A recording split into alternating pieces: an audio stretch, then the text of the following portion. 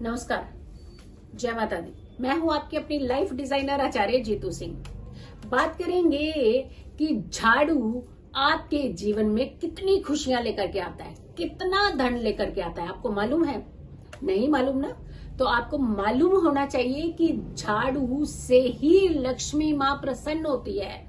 यानी झाड़ू का अगर आप प्रयोग सही करते हैं या फिर उसे खरीदते वक्त ध्यान रखते हैं या फिर उसे रखते वक्त ध्यान रखते हैं तो यकीन मानिए ऐसे में ही माँ लक्ष्मी का आगमन शुरू हो जाता है, जहां आपके घर में झाड़ू का प्रयोग सही होता है। क्योंकि माँ लक्ष्मी के आने का रास्ता क्लियर करता है, क्लीन करता है ये झाड़ू। ये झाड़ू कोई मामूली बात नहीं होती है। झाड़ू का प्रयोग अगर सही तरीके से किया जाए, सही समय पर किया जाए और सही विधि विधान से कहते हैं किया जाए, तो ऐसे में माँ लक्ष्मी तो आपको आशीर्वाद देने से पीछे हटती ही नहीं है। हम लोग खरीदने के टाइम पे थोड़ी सी गलती कर जाते हैं। धनतेरस के दिन कहा जाता है कि झाड़ू जरूर खरीदना चाहिए, और झाड़ू खरीदते समय आपने एक चीज का ध्यान रखना है, सब में नहीं, यानी 2 झाड़ू नहीं, 4 झाड़ू नहीं, 6 झाड़ू नहीं, या तो आपने 1 झाड़ू खरीदना है या फिर आपने 3 झाड़ू खरीदने हैं या फिर आपने 5 झाड़ू खरीदने हैं। अब आपकी इच्छा है कि आपने कितने झाड़ू खरीदने हैं। विश्व में यानी ऑड नंबर में ही आपको झाड़ू खरीदना है, पहली बात का ध्यान रखना है। और फिर बात आती है कि आपको कितने बजे के बीच में खरीदना चाहिए झाड़ू, ये बहुत बड़ी बात है। ऐसे में हम लोग क्या करते हैं कि जहां योग खत्म हो जाता है वहां हम झाड़ू खरीद के ले आते हैं। झाड़ू अगर आपको खरीदना है तो धन त्रयोदशी के दिन यानी धनतेरस के दिन आपको 5:59 से पहले सुबह से लेके ये योग स्टार्ट हो जाएगा। उदया तिथि के साथ ही स्टार्ट हो रहा है, क्योंकि त्रयोदशी तिथि का तो बहुत महत्व होता है। 12 तारीख की रात को ही त्रयोदशी तिथि लग जानी है, लगभग 9:30 से, और ये तिथि जो समापन होने वाली है वो 5:59 पर, यानी 5:59 पर ये तिथि समाप्त होगी। तो त्रयोदशी तिथि के अंदर ही झाड़ू खरीदने का बहुत बड़ा विधान है। ऐसे में कहा जाता है कि आपको अगर झाड़ू खरीदने जाना है तो आपने 2 चीजों का खास करके ध्यान रखना है।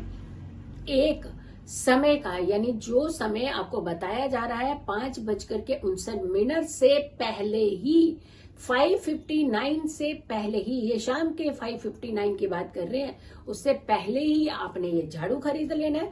और दूसरी चीज का जो खास करके ध्यान रखना है, जब आप झाड़ू खरीदने के बाद अपने घर आ रहे हैं, यानी आप अपने घर के अंदर झाड़ू लेकर के आएंगे, तो आपको क्या करके आना है।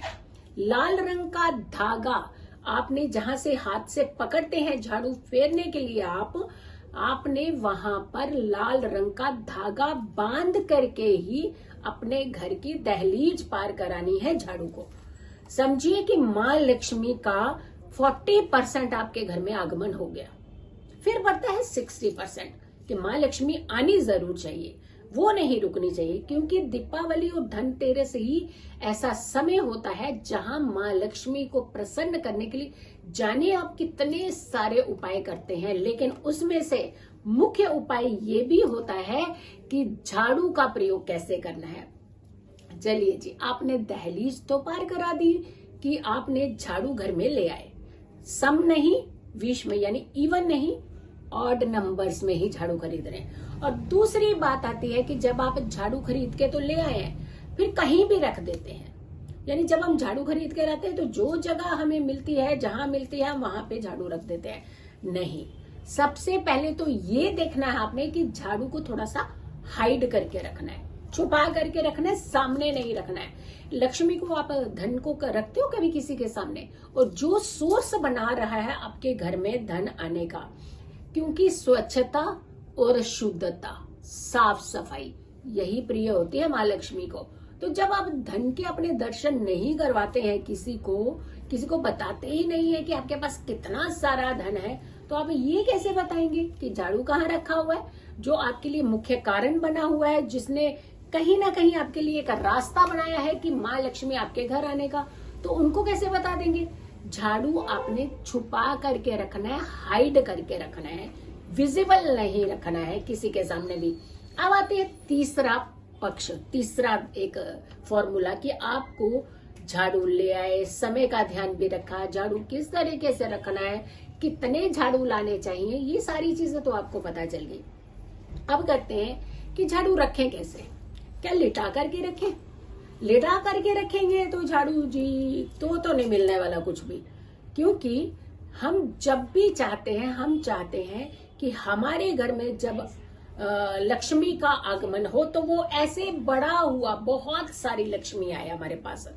तो ऐसे में जब बहुत सारे की बात करते हैं तो फिर हमें एक सिस्टम को भी बहुत सारा बड़ा बनाना होता है।